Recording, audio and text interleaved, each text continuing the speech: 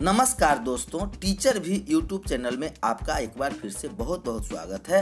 आपने अभी तक इस चैनल को सब्सक्राइब नहीं किए हैं तो लाल रंग का बटन दबाकर चैनल को सब्सक्राइब कर ले और बगल के घंटा बजा दे ताकि इस चैनल पर शिक्षक एवं शिक्षा से जुड़ी हर खबर और पत्र प्राप्त हो सके। इस वक्त सरकारी कर्मचारियों के लिए सबसे बड़ी खबर आ रही है। एनपीएस में सुधार के लिए समिति गठित।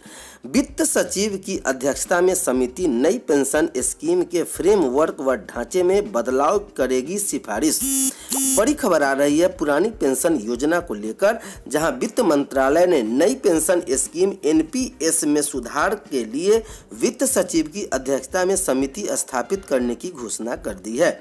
समिति में कार्मिक लोक शिकायत व पेंशन मंत्रालय के सचिव, व्यय विभाग के विशेष सचिव और पेंशन फंड नियम व विकास प्राधिकरण PFMRDA के अध्यक्ष बतौर सदस्य होंगे।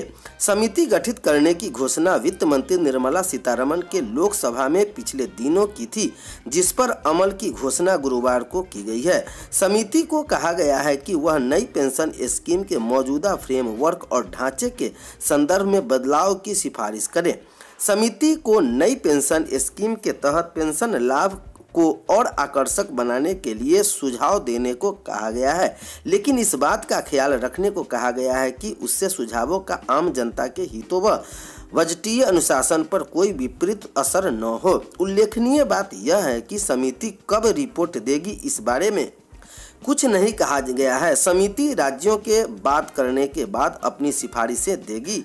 संदेह रहे कि पेंशन का मुद्दा पिछले कुछ वर्षों से एक अहम राजनीतिक मुद्दा बन चुका है। हिमाचल प्रदेश में कांग्रेस को मिली जीत में पुरानी पेंशन स्कीम की बड़ी भूमिका मानी जाती है। हालांकि अर्थशास्त्री पुरानी पेंशन योजना ओपीएस को अर्थव्यवस्था के लिहाज से अव्यवहारिक और खतरनाक बता रहे हैं, लेकिन कांग्रेस छत्तीसगढ़ और राजस्थान में नई पेंशन स्कीम को रद्द करके इसकी जगह पुरानी पेंशन योजना को बहाल करने का राजनीतिक तीर चल चुकी है।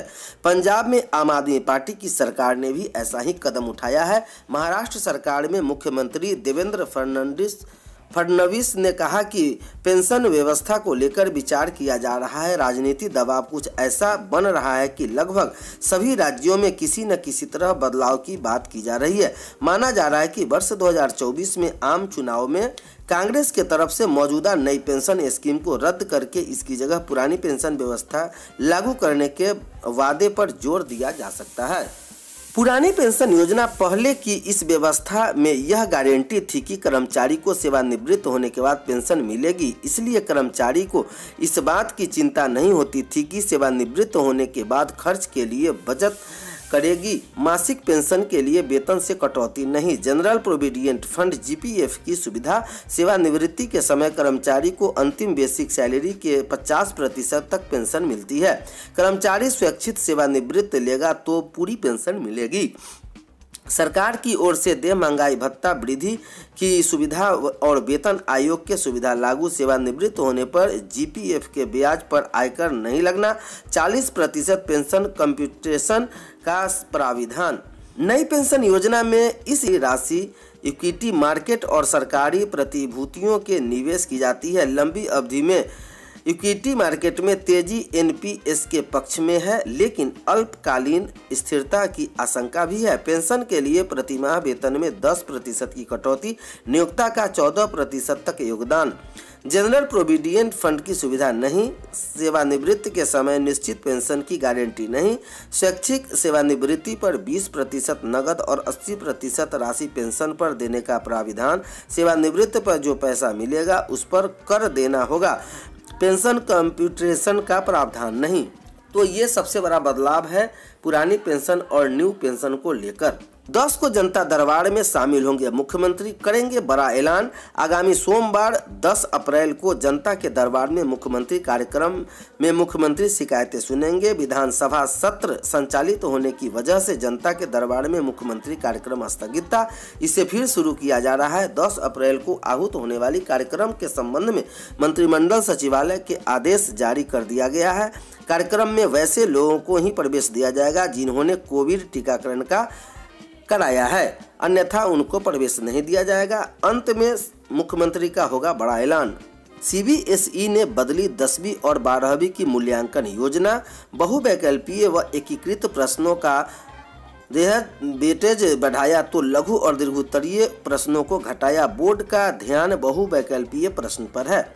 केंद्रीय माध्यमिक शिक्षा बोर्ड सीबीएसई ने शैक्षणिक सत्र 2023-24 में 10वीं और 12वीं में पढ़ने वाले छात्रों की मूल्यांकन योजना में बदलाव किया है। इसके तहत लघु और दीर्घ उत्तरीय प्रश्नों के लिए वेटेज कम किया गया है। इस सत्र में बोर्ड का ध्यान बहुवैकल्पीय प्रश्न MCQ पर अधिक रहेगा। बोर्ड के अधिकारियों के मुताबिक राष्ट्रीय शिक्षा नीति के तहत रचनात्मक और महत्वपूर्ण सोच क्षमतात्मक के विकसित करना है। योग्यता आधारित शिक्षा के मूल्यांकन पर जोर दिया जा रहा है। अगले सत्र से बोर्ड परीक्षा में वास्तविक जीवन की परिस्थितियों में अवधारणाओं के अनुप्रयोग पर अधिक प्रश्न हो सकते हैं। बोर्ड के मुताबिक बीते वर्ष तक 10वीं में क्षमता आधारित बहुवैकल्पीय केस स्टडी और स्रोत आधारित एकीकृत प्रश्नों का वेटेज 40% था, जो इस सत्र में बढ़ाकर 50% कर दिया गया है।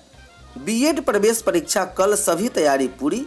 301 परीक्षा केंद्र पर होगी परीक्षा। राज्य नोडल पदाधिकारी ने बताया कि राज्य के 11 शहरों पटना, हाजीपुर, गया, आरा, छपरा, मुजफ्फरपुर, दरभंगा, मुंगेर, पूर्णिया, भागलपुर एवं मधेपुरा में कुल 301 परीक्षा केंद्र बनाए गए हैं। महिलाओं के लिए 144 एवं पुरुष अभ्यर्थियों के लिए 156 परीक्षा केंद्र है। सहभागी विश्वविद्यालय के नोडल पदाधिकारी, जिला प्रशासन के अधिकारी, केंद्र समन्वयक, सह पर्यवेक्षक या केंद्राधीक्षक किसी भी दुविधा की स्थिति में नलनी के स्थित केंद्रीय नियंत्रण कक्ष के दूरभाष संख्या 7004521088 पर संपर्क कर सकते हैं। केंद्रीय नियंत्रण कक्ष 10 अप्रैल तक कार्य करता रहेगा।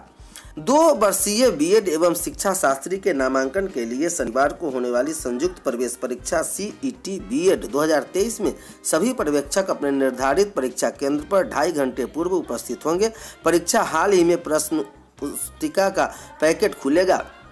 केंद्राधीक्षक अपने कार्यालय में प्रश्न पुस्तिका के पैकेट खोलकर वितरित करेंगे। पैकेट खोलते वक्त वीक्षण के साथ 2 परीक्षार्थियों का भी हस्ताक्षर होगा। उक्त बातें गुरुवार को ललित नारायण मिथिला विश्वविद्यालय के कुल सचिव सह विश्वविद्यालय नोडल पदाधिकारी प्रोफेसर मुश्ताक अहमद ने दरभंगा के 45 परीक्षा केंद्र के लिए प्रतिनियुक्त पर्यवेक्षक एवं सह वर्चुअल माध्यम से बैठक में उन्होंने कहा कि पर्यवेक्षक प्रत्येक परीक्षा कक्ष व हाल का लगातार निरीक्षण करते रहेंगे। परीक्षार्थी अनियमितता का कदाचार करते पाए जाएं तो वीक्षक ने उचित कार्रवाई के लिए केंद्राधीक्षक को सूचित करेंगे। पर्यवेक्षक पूरी समीक्षा करके परीक्षा अवधि में परीक्षा केंद्र पर भी उपस्थित रहेंगे। परीक्षा समाप्ति के बाद प्रपत्र 11 में प्रतिवेदन प्रस्तुत करेंगे। केंद्राधीक्षक को हस्तगत करा देंगे। नीट यूजी के लिए रिकॉर्ड 21 लाख से अधिक आवेदन मिले। बिहार से 1 लाख से अधिक अभ्यर्थी ने भरे फॉर्म।